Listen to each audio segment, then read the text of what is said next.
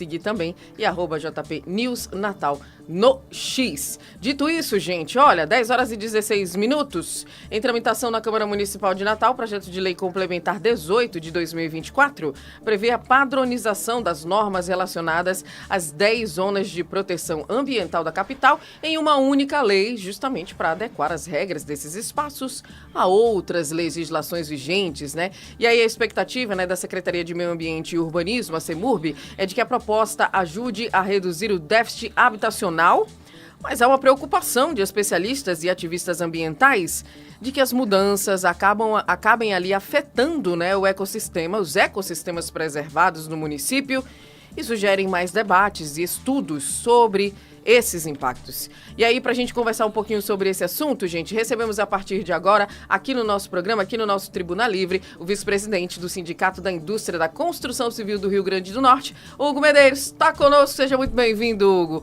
Prazer ter você hoje aqui para a gente tratar desse assunto, levar a público um pouquinho mais para que as pessoas entendam como tudo isso funciona, como as zonas, né, de proteção ambiental funcionam e o que está sendo feito justamente para, né, protegê-las cada vez mais. Seja muito bem-vindo. Bom dia para você. Olá, bom dia. Obrigado pelo convite da Jovem Pan. Obrigado, Edvan, Andresa, pela participação.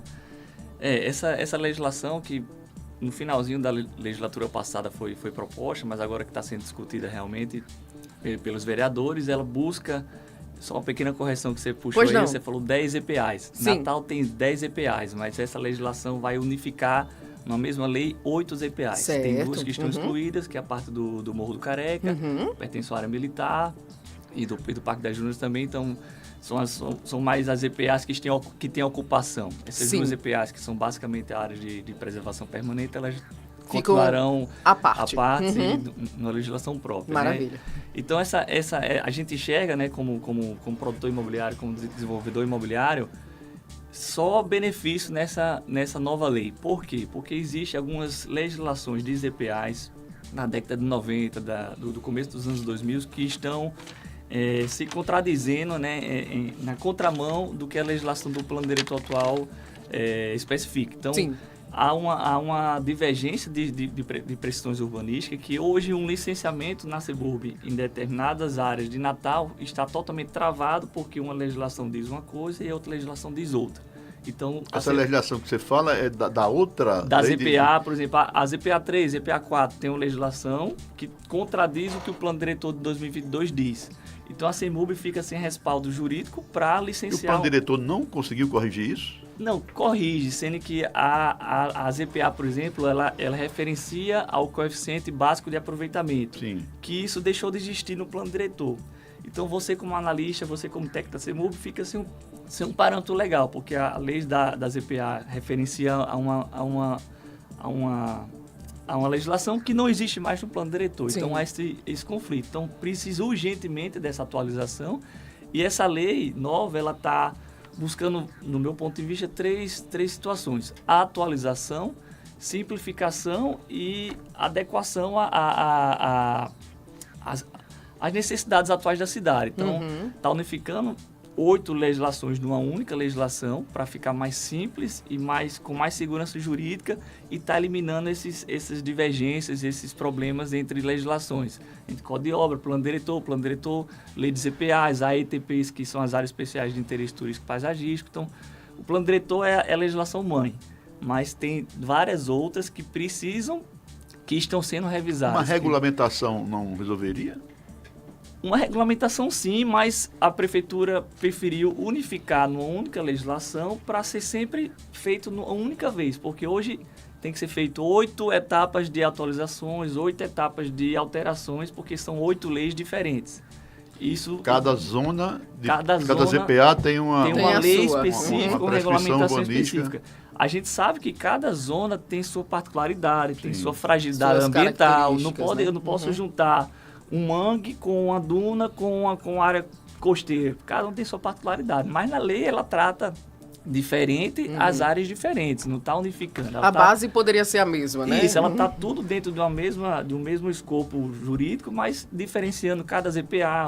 Os limites são definidos pelo plano diretor, então não há nenhuma alteração de limites. As áreas de APP, que é a área de preservação permanente, também não há nenhuma alteração. O que está tendo mais uma atualização é nas subzonas, que são as subzonas permitíveis de construção, né? E hoje, devido a essa dificuldade de segurança jurídica, de uma legislação clara, afasta o empreendedor legalizado.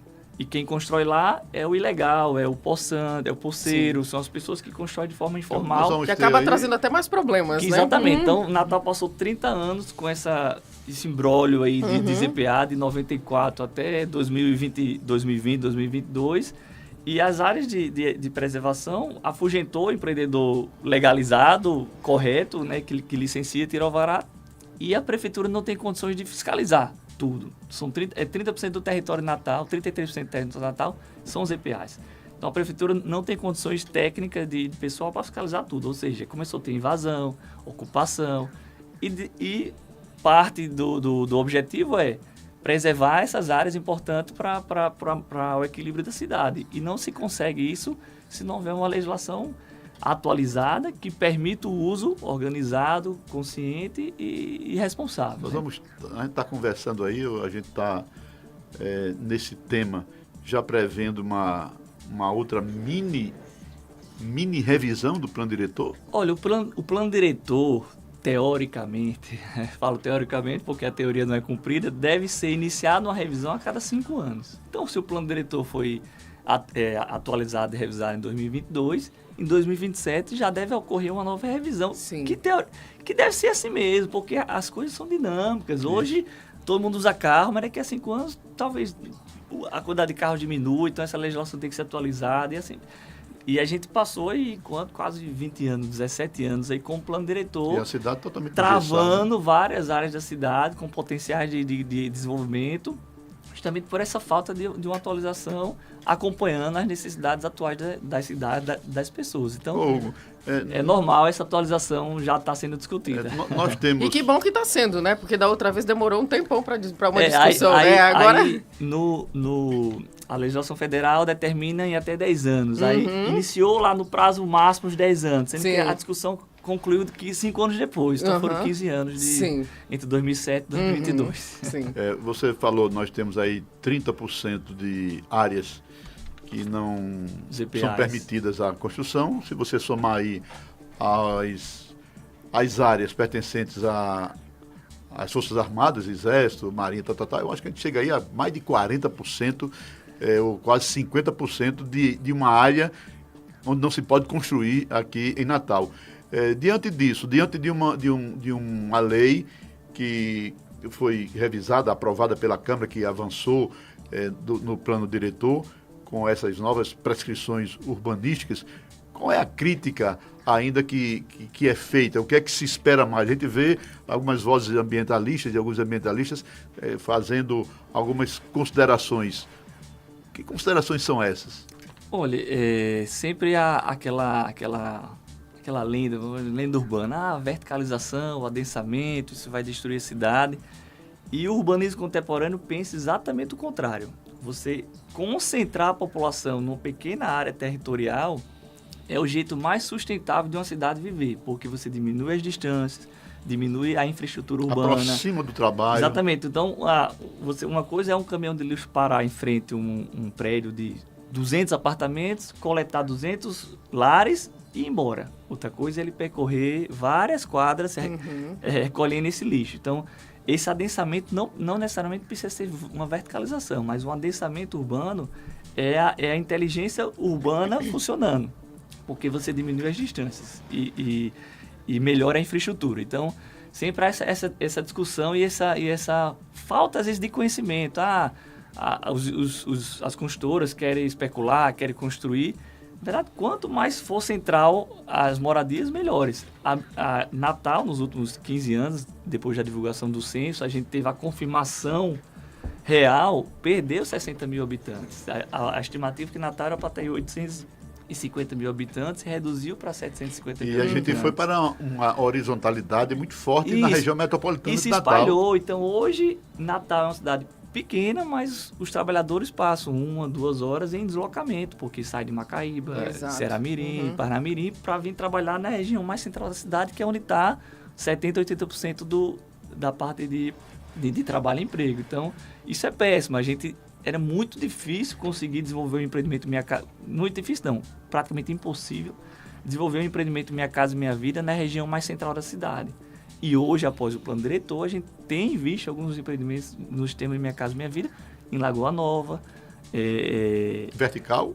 Vertical, aquele de 6, 7 andares, né? Aquele padrão mais simples. Então, a gente está vendo empreendimentos Minha Casa Minha Vida no coração da cidade, que era impossível de ver. Hugo, a gente tem duas realidades, assim, vamos dizer. Nós temos a realidade das áreas verticalizadas, Petrópolis, Tirol, muito agora em Lagoa Nova, Lagoa Seca, mas temos a Zona Norte e a Zona Oeste, que não tem muita verticalização por conta da infraestrutura, o saneamento chegou, o esgotamento sanitário, enfim. Mas quando é que a gente pode ver uma Zona Oeste mais verticalizada, uma Zona Norte também mais verticalizada? Porque se você não verticaliza, o povo vai para algum lugar, vai para cima de um morro, vai para perto do rio, né, vai para perto do rio, e aí o problema ambiental é bem maior. Isso, exatamente. Esse espalhamento tem até um nome que é espraiamento, que é espalhar a população horizontalmente, né, em vez de concentrar, que gera diversos problemas de desmatamento, de falta de infraestrutura. Então, a Zona Norte e a Zona Oeste, eles nunca tiveram uma restrição à verticalização. O que existia era um baixo potencial construtivo, que é a capacidade de construir em cada terreno, definido pelo plano diretor, que a conta de viabilidade técnica para desenvolver um empreendimento vertical não se fecha. Então, acabou que, eu não vou dizer nem só Zona Norte e Zona Oeste, o bairro de Candelária, o bairro de Capão Macio, passou muito tempo sem ter novos produtos, porque estava com esse potencial básico que a gente chama. Da Norton Chaves. Isso, exatamente. Então, hoje, todo o bairro de Natal tem potencial construtivo viável para se desenvolver empreendimentos verticais ou horizontais de qualquer tipologia. Então, aos poucos, o mercado ele vai começar, como eu falei, está começando a se desenvolver empreendimentos Minha Casa Minha Vida em Lagoa Seca, em Serra Rosada, em Lagoa Nova, que isso é excelente, porque é uma região extremamente central com infraestrutura para aproximar a população de onde mora. E há terrenos disponíveis nessas áreas, porque aquele adensamento não é aquelas casas contíguas, muita casa assim coladinha uma no outro. Não tem problema de remembramento, não, né? Há, de certa forma, um problema de legalidade dessas áreas. Às vezes posse, não existe escritura formalizada. Sim. Norte então, há essa dificuldade de fazer uma legalização de um empreendimento em algumas áreas da cidade devido à ausência de papel, vamos dizer, de documento legal, a regularização fundiária, que é um passo que precisa ser dado. Boa parte da Zona Norte é aqueles contratos de gaveta que chama, né, aquela escritura particular e não escritura pública, o que dificulta um pouco o desenvolvimento de produtos imobiliários ou até outros tipos de produtos, de comércio, de shopping, de supermercado, que precisam trabalhar dentro da legalidade. Então, de certa forma, dificulta, mas aos poucos vai se desenvolver, sim, com o plano diretor, o novo Código de Obras, a nova AITP, a legislação da AITP, que é as Áreas Especiais de Interesse Turístico e Paisagístico, que regulamenta a orla desde o Morro do Careca até a Ridinha, né? Agora existe uma regra, um ordenamento, uma legislação. A gente precisa ter segurança jurídica e clareza nas informações. Isso. Senão, ninguém investe onde tem a incerteza da prosperidade. E mesmo com, às vezes, as coisas escritas no papel, há um questionamento do Ministério Público. Recentemente teve, eu não sei exatamente o detalhe da ação, mas um empreendimento ali ao lado do SAMS, na BR-101, licenciado, com alvará emitido, está sendo questionado. Então, isso é péssimo para o empreendedor e para atrair novos investimentos para a cidade. A regra está escrita e tem que ser clara. E tem que ser respeitada, né? Se você não concorda, ok. É uma coisa, agora tem que ser respeitada, se está escrito. Então, portanto, Hugo, só para a gente deixar bem claro aqui para o nosso ouvinte, a partir do momento que a gente fizer essa unificação, né, das EPAs, a gente vai poder reduzir esse déficit habitacional justamente dessa forma, porque vai poder construir mais, talvez os interessados em construção, com uma lei mais, né, direitinha ali, com as palavras mais bem colocadas, ele vai poder se interessar nessa construção. Seria isso mesmo? Isso, porque, só lembrando que é nas subzonas, né, que é algumas poucas áreas que serão permitidas a construção. Certo. E é isso, vai ter a regra. Então, tendo a regra, vai ser possível novos empreendimentos. E não só habitacionais, comerciais, de atacado, supermercado, Ou seja, qualquer tipo de atividade empresarial poderá ser implantada naquele terreno. Sim, e pensando no futuro, a gente imaginando aqui como é que seria a nossa capital potiguar, né? Depois de tudo já ajeitadinho e colocado no lugar, o que é que a gente pode dizer? Quais locais ali a gente pode já observar que poderia ser construído, Hugo? A gente sempre... Eu acho que o nosso sonho é parar de se comparar com Fortaleza, João Pessoa, Maceió, né? É parar de elogiar os vizinhos e elogiar a nossa própria cidade. Sim. Ter uma orla bacana, ter a população possa trabalhar e morar na cidade. Esse é o nosso sonho como natalense, como potiguar, como todos vocês aqui. É podermos usar a nossa cidade, ter os espaços verdes preservados, estruturados com equilíbrio econômico, social e ambiental. Esse tripé tem que estar em equilíbrio sempre. Sim. Hugo, essa lei vem tramitando desde o ano passado na Câmara. Isso. Você sabe em que pé ela está? Se tem alguma previsão? Vai haver audiência pública? É obrigatório uma audiência pública? Eu não sei especificar exatamente como está hoje, mas ela estava na CCJ, que é presidida pelo vereador Aldo Clemente. Ele convocou a audiência pública, acho que semana passada, né, que saiu, né? A gente participou lá como representante do Sinuscom. Então, seguindo os trâmites para ser aprovada. Eu não sei de informar quando vai para o plenário, quando é que vai ser discutido isso em plenário, mas está passando por comissões ainda, para depois ir para plenário. Mas acredito que seja breve. Eu acho que tá sendo um ponto pacífico lá dentro. Os vereadores estão entendendo a importância, está sendo debatido e vai ser encaminhado. Acho que em breve isso vai ser aprovado. Porque na realidade as leis já existem, o plano diretor é novíssimo, né? Tem sido elogiado por quase todos os segmentos da sociedade. Agora é realmente dar uma forma que evite dúvidas e insegurança jurídica em alguns pontos dessas prescrições que estão sendo feitas. Eu vou dizer aqui uma sugestão aqui para a nossa produção, que dá um bom debate aqui sobre esse tema. A gente ouvir um ponto e um contraponto sobre esse tema, para que a gente ouça, né, quais são as críticas, as ponderações, o que é bom para a cidade, o que... Enfim, eu acho que dá um bom debate, viu, doutor Ícaro? O debate sempre é bem-vindo, né? O debate é sempre bem-vindo. O contraditório pra gente... E a CEMUB também, um papel fundamental ele está tendo há 5 anos trabalhando para atualizar todas essas legislações para ter uma legislação coerente e incentivar o desenvolvimento, né, da cidade. Então a CEMUB está de parabéns aí por esse trabalho nos últimos 5, 6 anos, que tem atualizado bastante coisa. Eu pensei que já estava tudo organizado, tudo prontinho. Uma trabalheira que todo mundo teve de anos e anos, debates e mais debates fervorosos na Câmara. Toda a sociedade natalense participando através dos representantes nesse grande debate do plano diretor. Mas sempre tem ali um fisgadozinho que você tem que dar uma ajeitada para evitar problemas, evitar... Você vê, tem uma obra que você falou, ali perto do Sambis, totalmente pronta, tudo legalizado. Aí vem um promotor de justiça, porque tem uma ideia, direito da paisagem, não sei o que, papapá, e abre um questionamento quando já está tudo perfeito, licenciado, do ponto de vista dos trâmites legais, dos licenciamentos, enfim. Aí você atrapalha, realmente fica difícil para um camarada vir de outros estados, os investidores chegarem, porque chega aqui, só não vou fazer não, porque quando chegar ali tem uma voz contrária que a gente fica esperando aqui mais 10 anos para uma solução desse problema. Pois é, né? E aí, gente, a gente traz essas informações para você aqui, para que você fique atento também, acompanhe, né, tudo isso. É importante também a gente saber, né, de tudo isso, Hugo.